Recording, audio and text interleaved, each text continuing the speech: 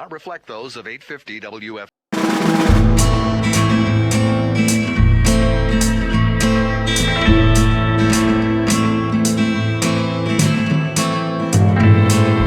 Here on 850 WFTL. Thanks for springing forward to us. Oh my God, we love you. Actually, it's difficult to spring forward because you lose the hour. And so yes. we always worry about this. Exactly. But anyway. You lose that hour of sleep. Oh, my gosh. It's okay. So we can deal hard. With it. But we're here every morning at 11 a.m., except when you spring forward. Right. It's really 10 a.m., but it's 11 a.m. Okay. But we're live on YouTube, on our YouTube channel. It's Condo, Craze, and HOAs. By the way, we are like 12 people shy of 1,000 subscribers. So go to our YouTube channel. You can watch the show. 11 now. Okay, yep. 11. And it's really important for us we want to hit that 1,000 mark. And we'll announce it on the air when we do. Right. But I'm Karen Curtis with Eric Glazer. He's board certified in Community Association Law and Plan Development Law, and he has a firm of attorneys in Fort Lauderdale and Orlando. We're here each week to answer all your calls and emails about issues that make life in your condominium and HOA absolutely crazy from one minute to the next.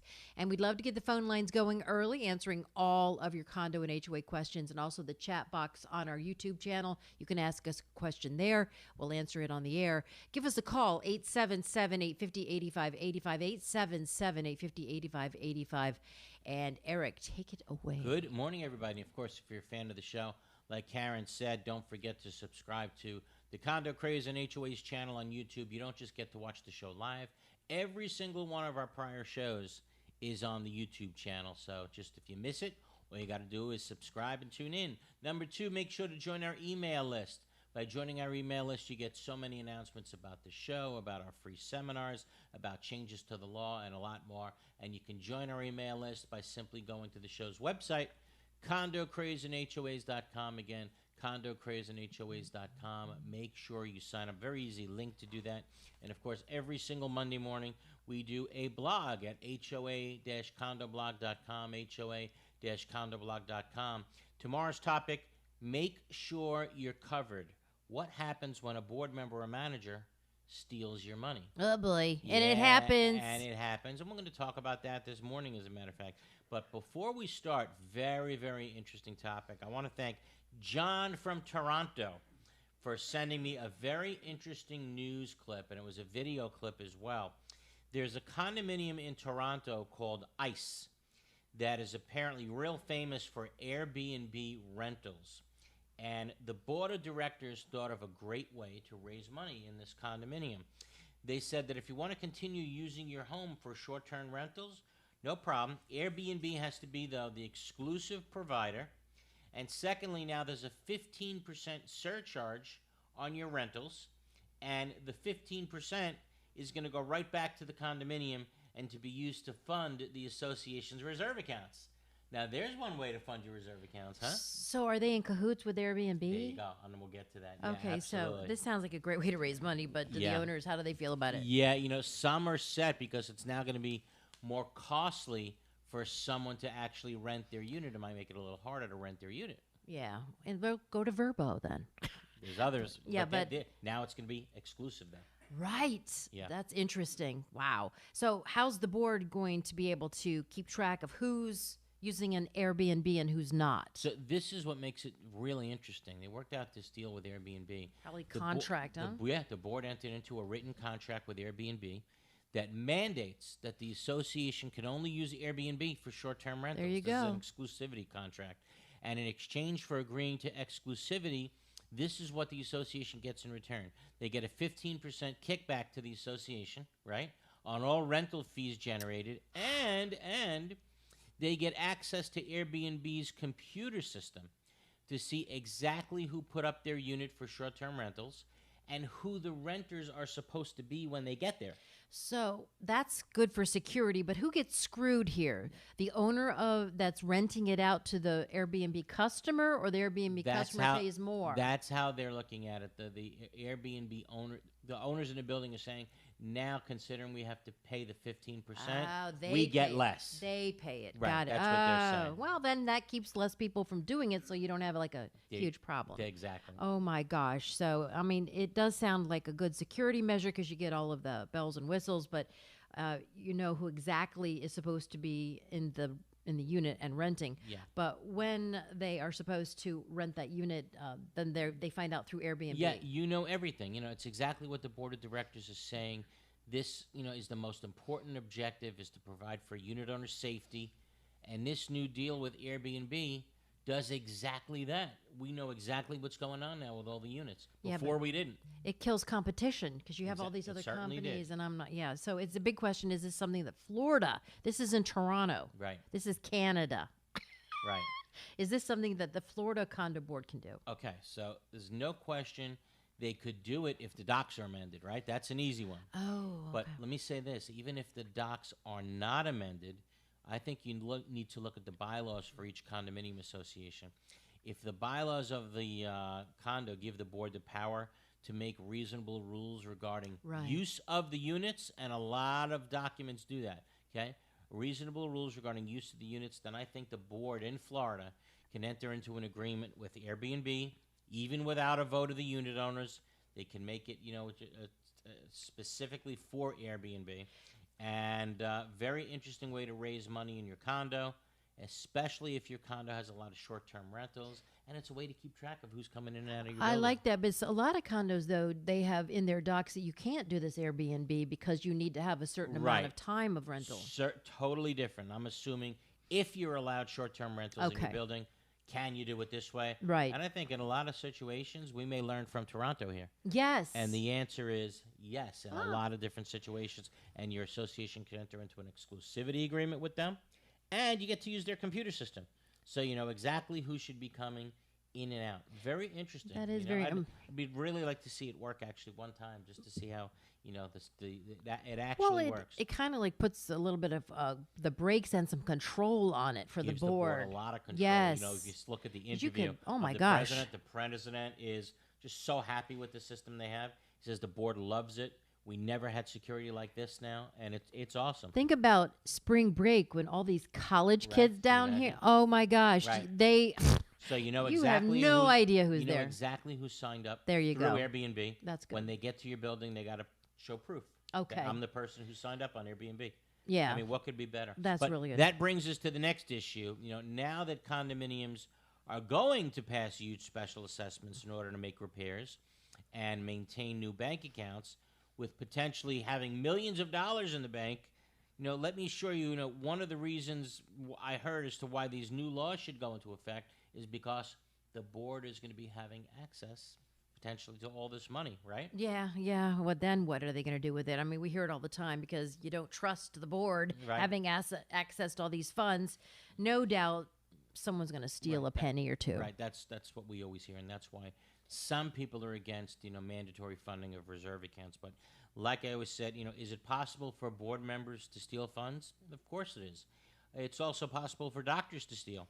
It's possible for lawyers to steal from their trust account, and it's possible for cops to be on the take, right? Yeah. Things happen like that. Every profession, including that of being a board member, has its thieves. But, however, when you think about the number of condominiums and the number of times you've heard about board members getting caught stealing, it's a very minute percentage of directors with their hands in the cookie jar. It's almost, really an insignificant number. when you think about it. Or have some of them not been caught. Well, that's what will be argued on the other side. Yeah. So suppose that you're one of the lucky ones, and you live in one of those condominiums where the bad guys did take the condominium's money. Yeah. So what happens under Florida law? So according to Florida law, relax, you're covered.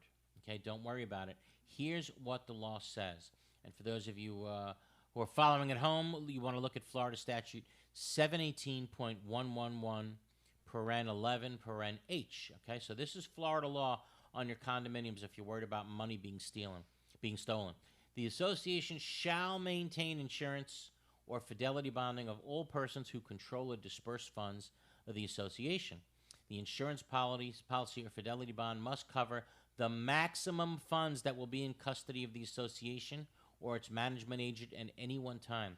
As used in this paragraph, the term person who controls or disperse funds includes, but isn't limited to, the individuals authorized to sign checks on behalf of the association, the president, and the secretary and the treasurer of the association. Everybody must be covered under this policy. Also, the bottom line is if money is stolen, your insurance has to cover it, which from last week's show, Yeah. I still think the insurance company should give you a break if the officers and the directors on your board take your course. And get certified, right? And get certified. Some associations may not even know what we're talking about now. Yeah. And every single person on the board, again, has to be covered. So here's where your association needs to get busy. Here's where it becomes interesting.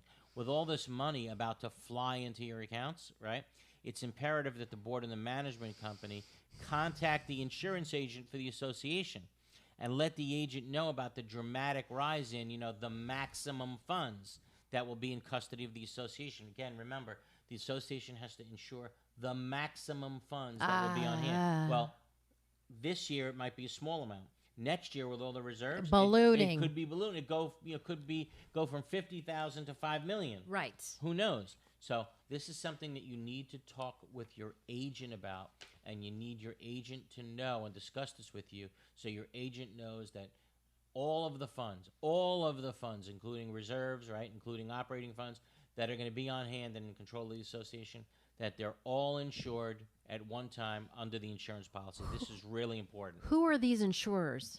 They're not property insurance. No, it could be there's so many different condo insurers. We have enough. Yeah, Philadelphia is one big one down here. Yes. And then you have to pay a premium. What happens with that? You have to pay now. Probably the premium is going to go up. Oh, it's going to be huge. The more money you're insuring, Forget the it. more money it's But bottom line is you're required by law. You have to do this. My So that God. if the money is stolen, it's there for the It's people. just more money begets more money and then more money, and it's scary. So technically, you need to worry about some board members heading off to Tahiti. You don't have to. No need to. With the association's funds, because if they did, the association gets it back through their insurance policy. But I'm worried about what's going to happen with these insurance companies. Well, they're gonna.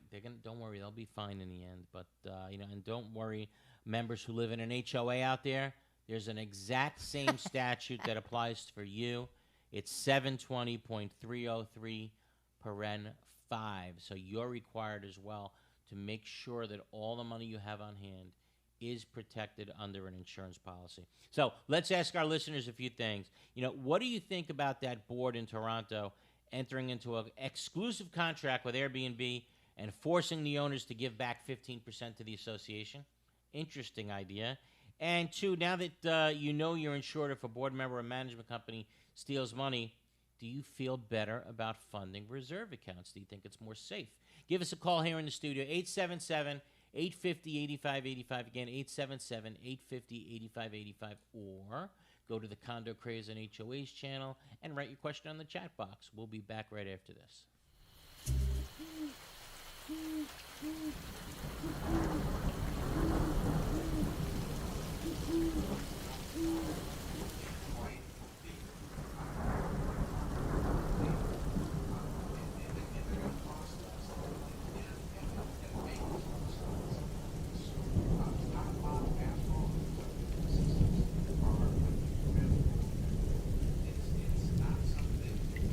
Oh no, an unexpected leak.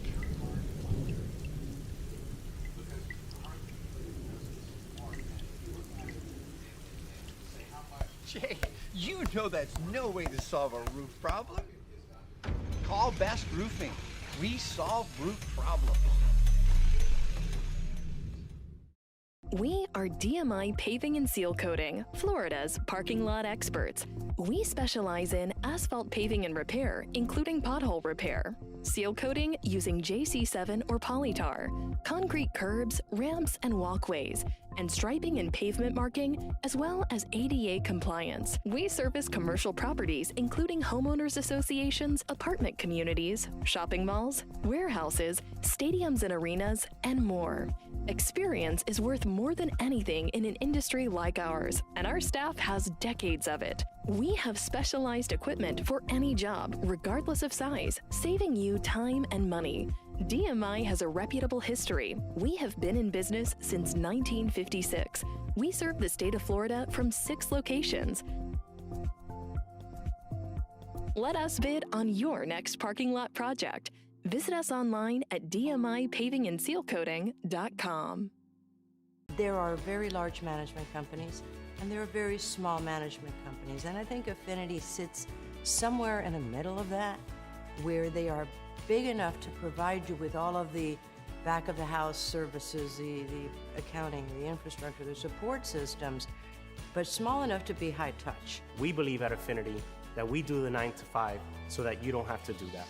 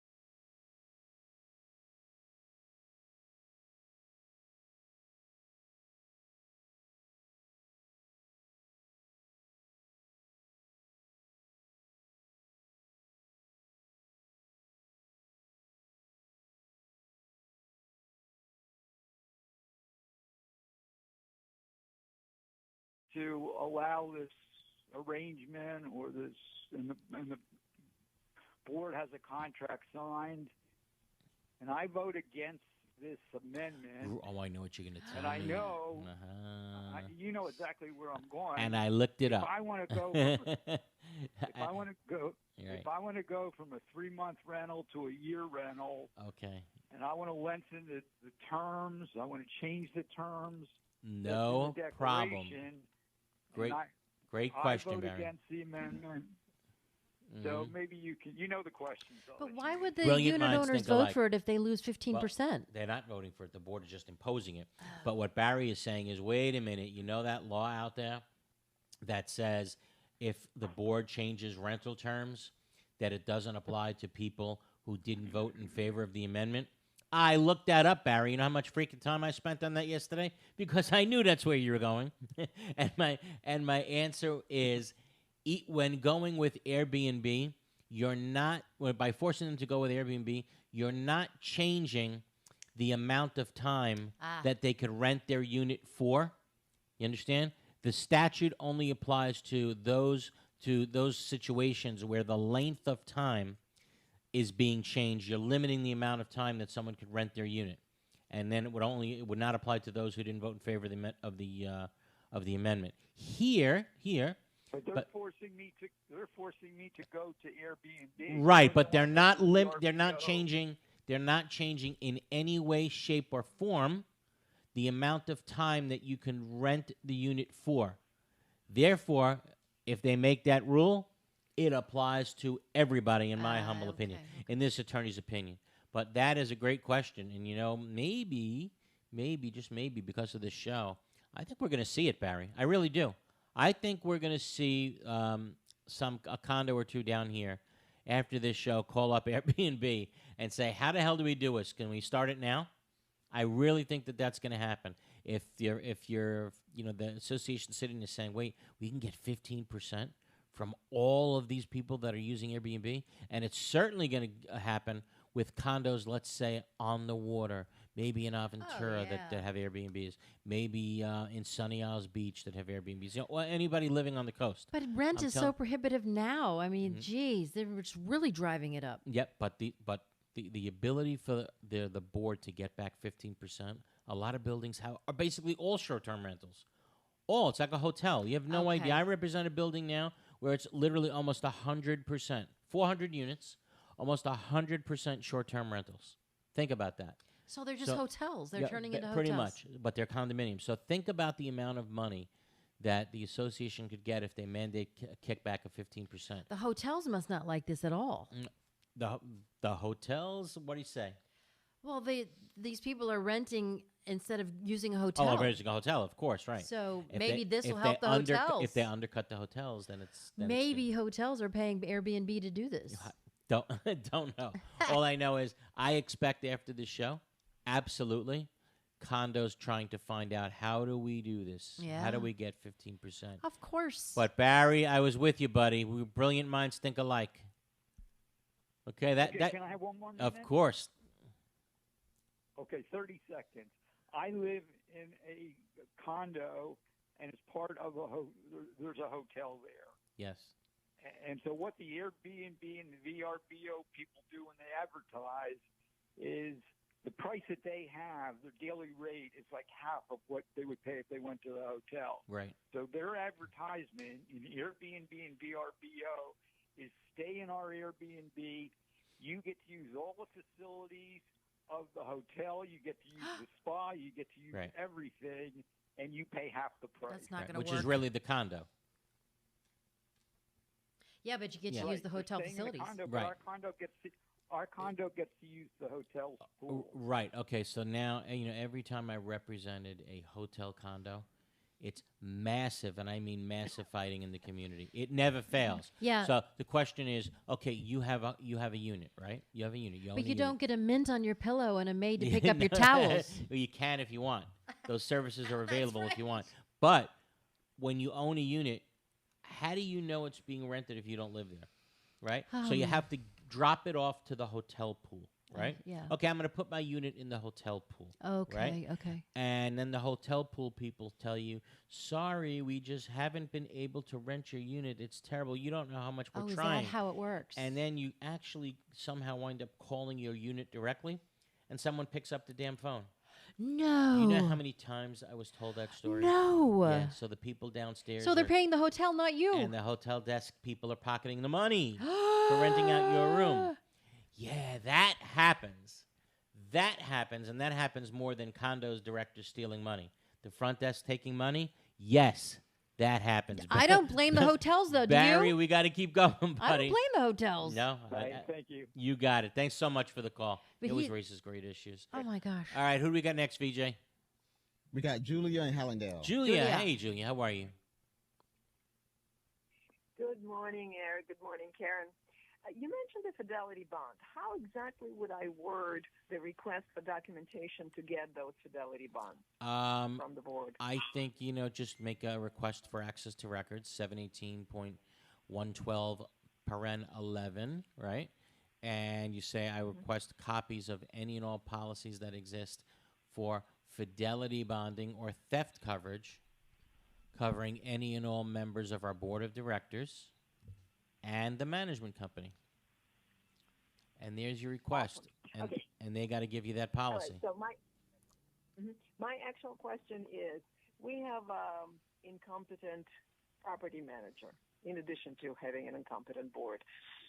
So where does the business judgment of the board ends and fiduciary kicks in?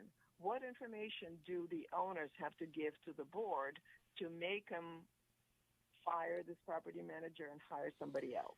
So you're saying they have a bad property manager. At what point do they have to, fire that manager?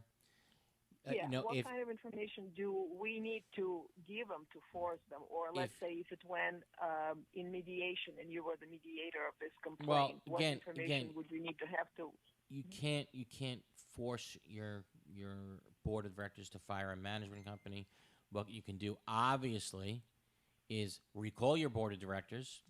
Put on new people and have those people fire the board, or run for the board, get on yourself, and then when you get on, fire the board, right? But if the board is being provided with, obviously, let's say proof of theft, right? Proof of gross negligence, and the board is not doing anything about it to fire the management company, and something terrible happens that hurts the unit owners, potentially the board members can be sued in their individual capacity, right? Because there's language in the statute, the health, welfare, and safety is an exception to immunity. So you'd really, really, really have to show that the board is ignoring, every single clear proof of not only mismanagement, I would say gross negligence and intentional misconduct by the board. And That's send what you'd it have to show. in a certified letter. Yeah, Return but receipt. you that's what I'd want to see. The business judgment rule ends to me, if the board was provided with, again, evidence of gross negligence or intentional misconduct by the board of directors. Julia, love the question. Sorry, we got to take our bottom of the hour break. Keep the calls coming in, everybody. 877-850-8585, or go to the Condo Craze channel on YouTube. We'll be back right after this. Is your condominium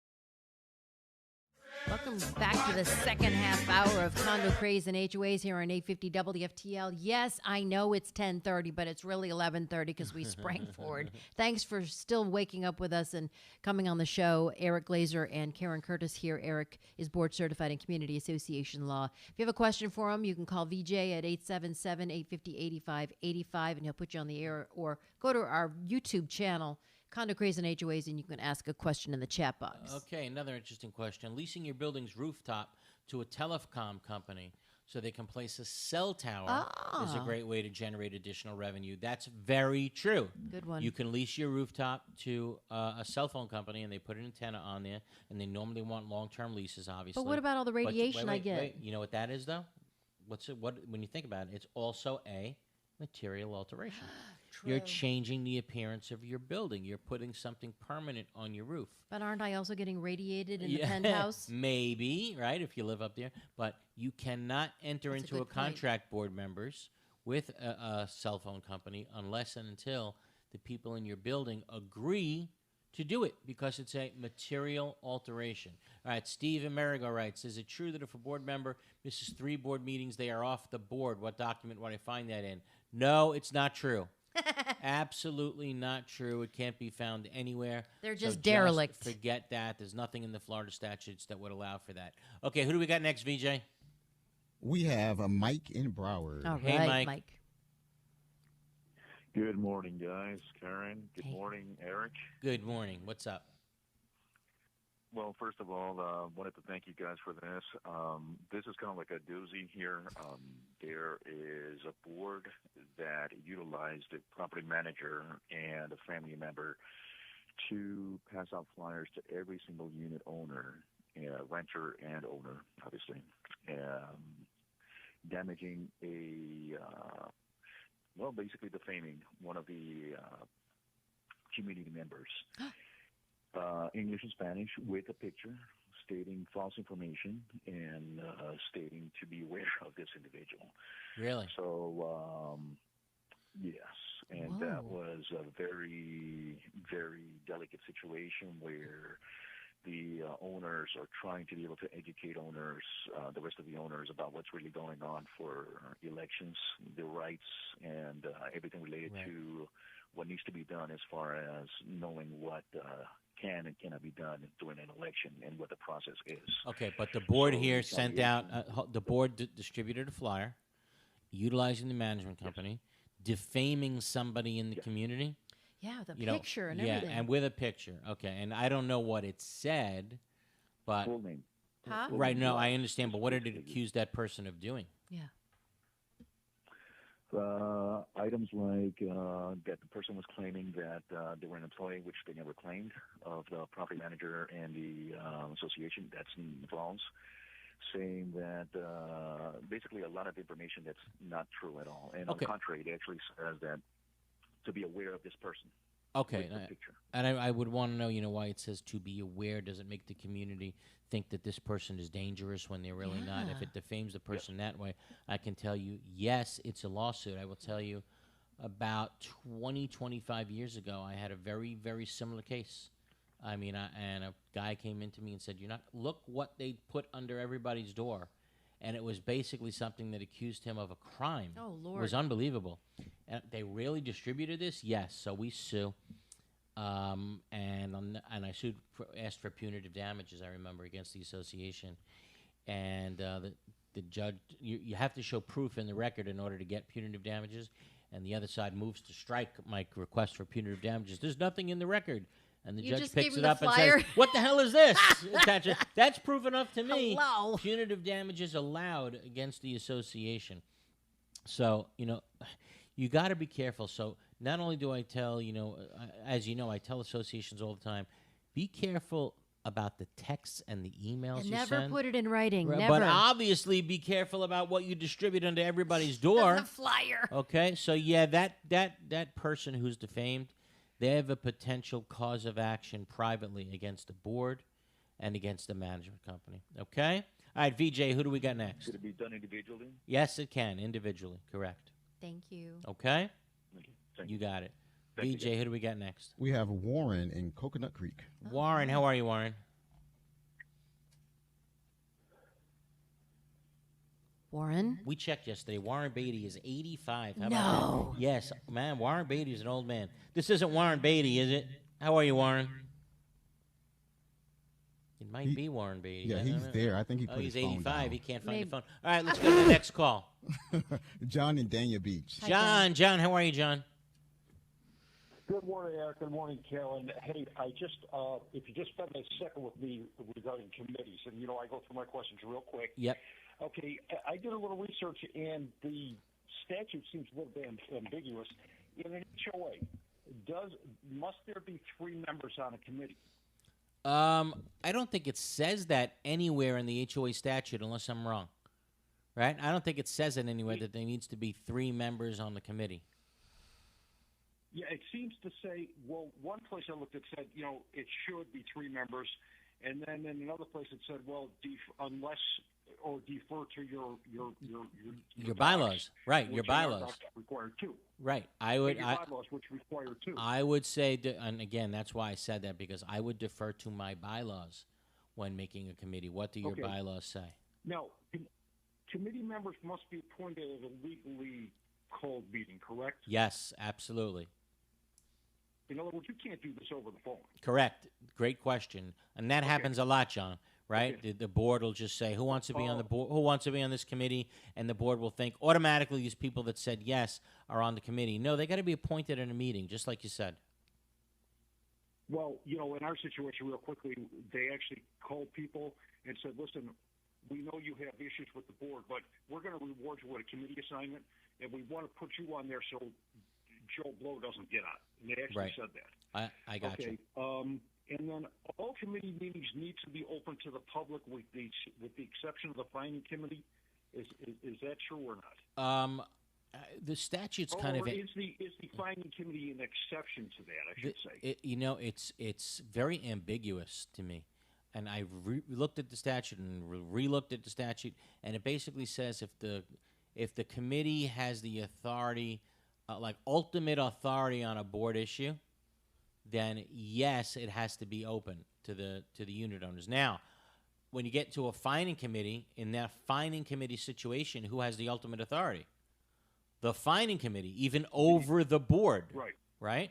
So in that type of situation, of course I take the position that the fining committee meeting needs to be open to the committee, to the unit owners. Okay. That's what I thought. Yeah, this was, when I looked at it, well, that's why I'm calling you. Let's put it that way. Got it. Okay, listen, I appreciate all your assistance on this. Thank you very much, Eric. You got it, John. Always a pleasure to speak to you. All right, let's do this. Let's take our final break of the hour. Keep the calls coming in, 877-850-8585, 877-850-8585, or keep them coming in the chat box on the Condo, Craze, and HOAs channel on YouTube. We'll be back right after this. Is your home or condo looking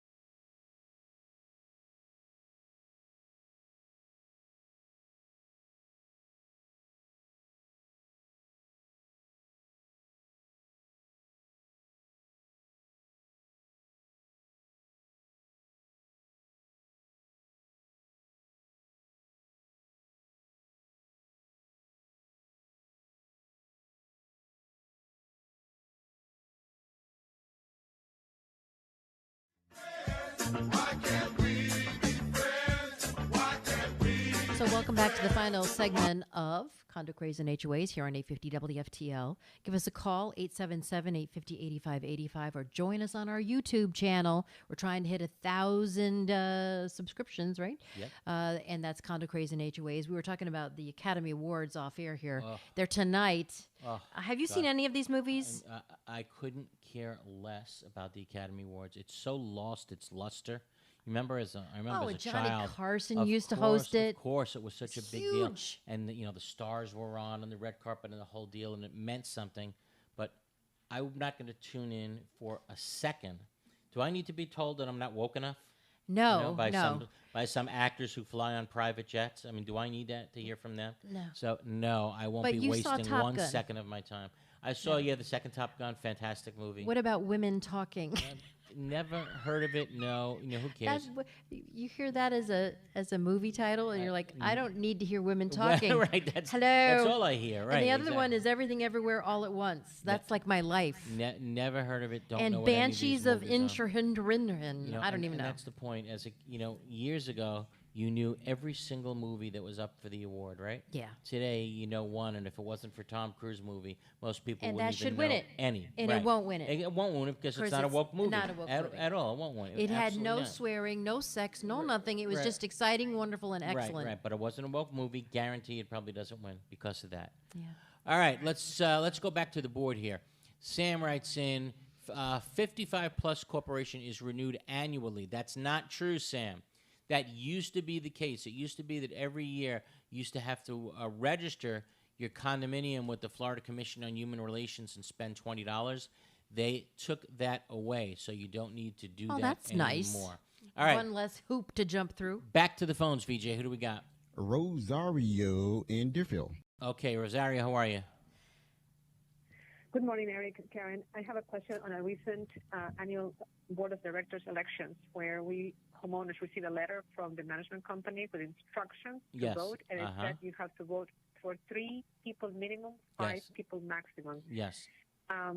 We were surprised at the day of the elections while we were registering to vote. But that's to wrong. get a First of quorum. all, hold on. Let me stop you there.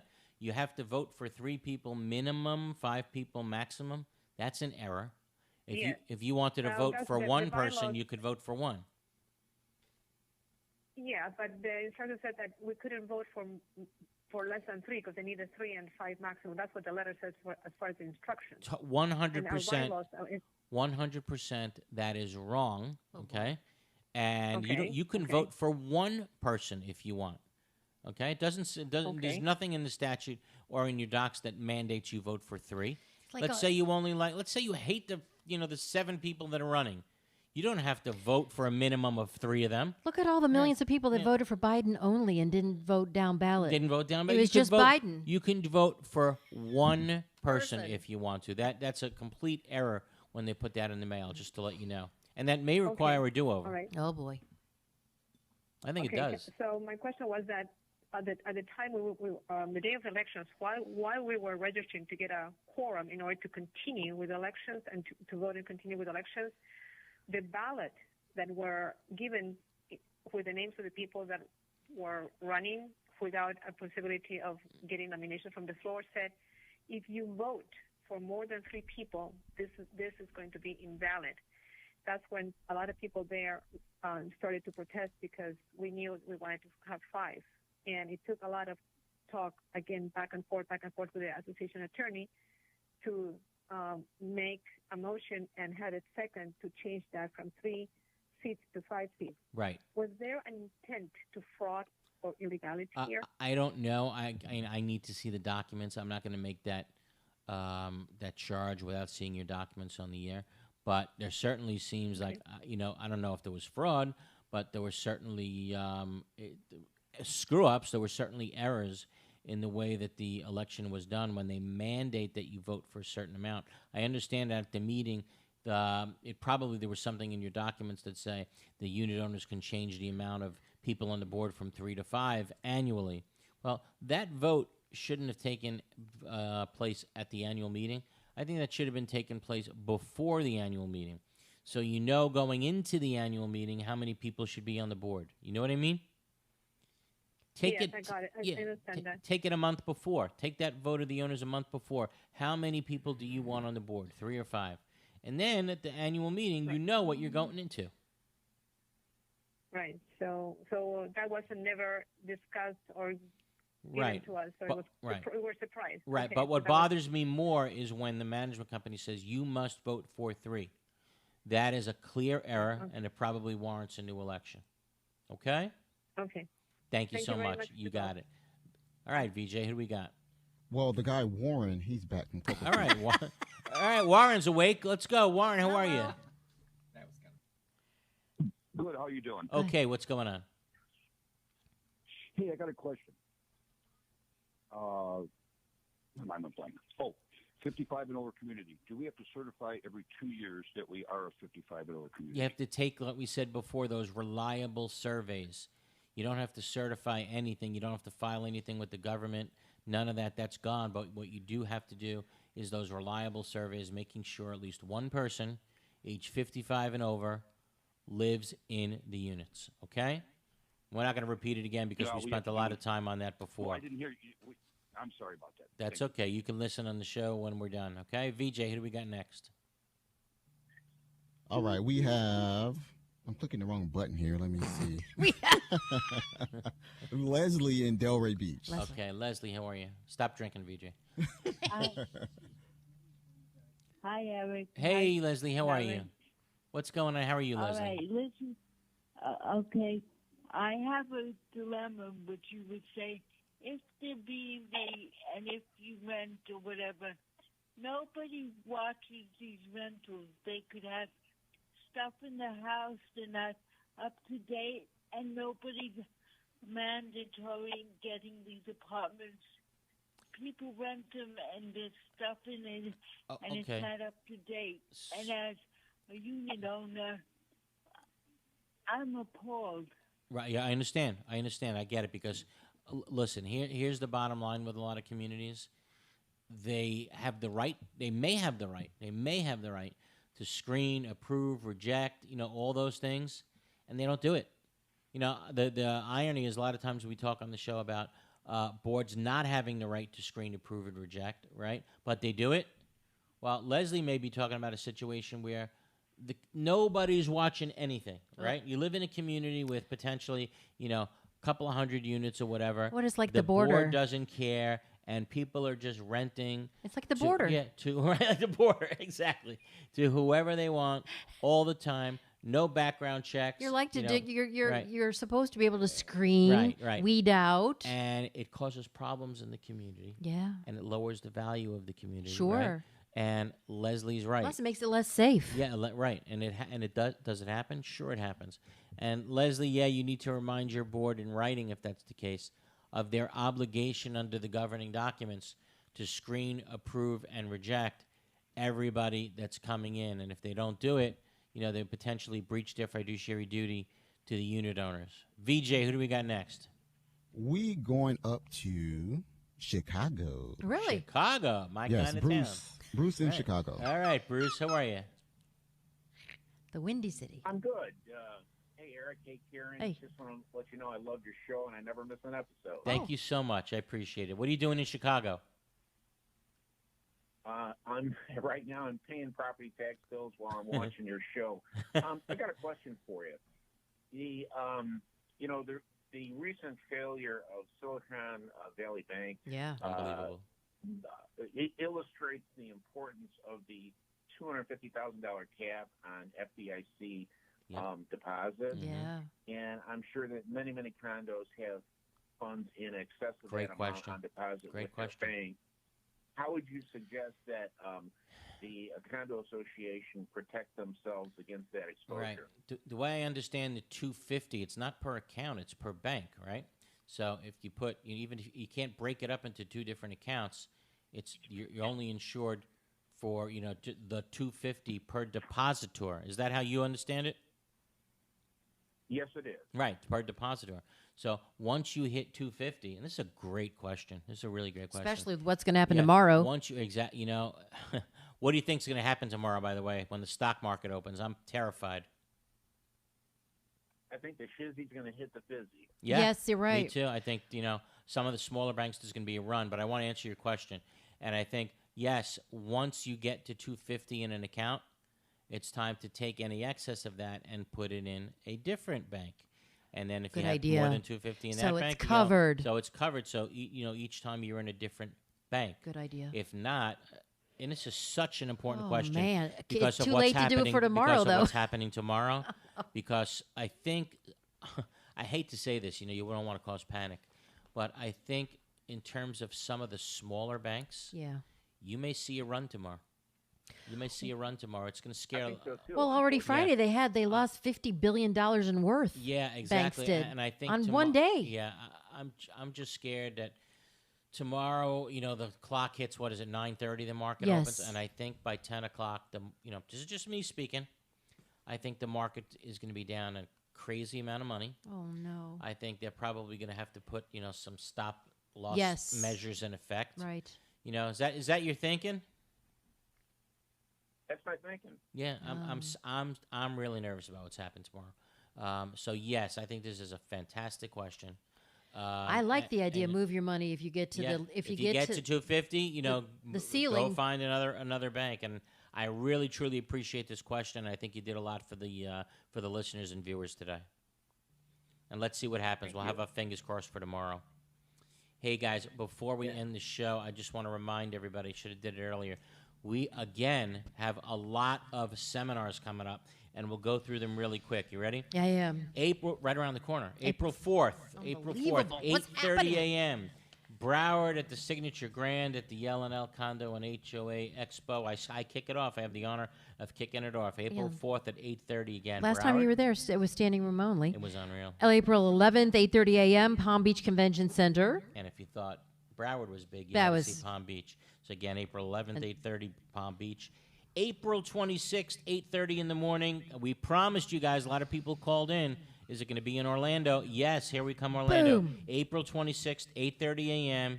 in Orlando at the Orange County Convention Center. Can't wait to go there. Very cool. And also April 27th, 8:30 a.m., Tampa, the Tampa Bay Convention Center. They love us in Tampa. Right. So, again, all these seminars are going to be coming up one after the other in the month of April, and they're all at the L&L Condo and HOA Expo. You get to meet all of the vendors. You get a free lunch and all of that. Hey, to register, just go to our website, www.condocrazeandhoas.com. Again, www.condocrazeandhoas.com, or call 954-983-1112. Again, 954-983-1112. 30 seconds. As a matter of fact, if you need legal help off the air, call Glazer and Sachs, also at 954-983-1112. VJ just gave me that whistle in my ear. We're out of time. Well, those classes are free, by the way. Those all classes are free. We really look forward to seeing everybody. We look forward to speaking to everybody again next week on Condo Craze and HOAs. Just everybody have a wonderful and safe week. We'll see you again 11 o'clock next